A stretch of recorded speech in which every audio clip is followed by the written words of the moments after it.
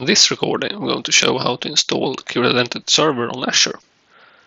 We start by visiting our GitHub account. It contains open source examples provided by the Curity team. We're going to look for the Azure repository.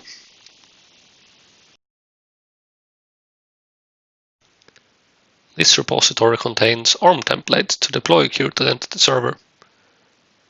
You can either use the Azure CLI, or as we will do now, deploy it directly from this page. This will take you to Azure to deploy the template. Here you have the option to configure which resource group to deploy it to, which DNS label it should have,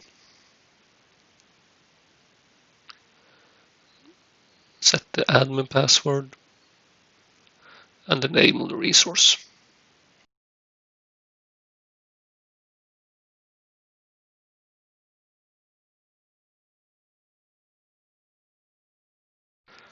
The deployment usually takes about a minute to complete.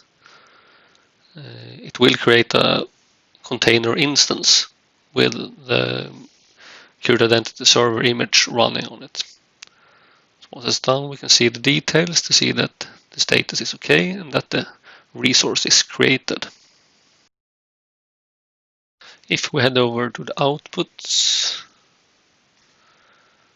we'll see that we have two URLs,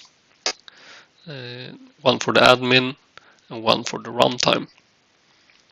It usually takes about a minute to boot the container the first time. So we'll make a copy of the admin URL so we can try it out.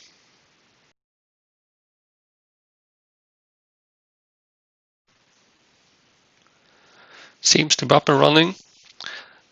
Be aware that there might be certificate warning since it's a self-signed certificate.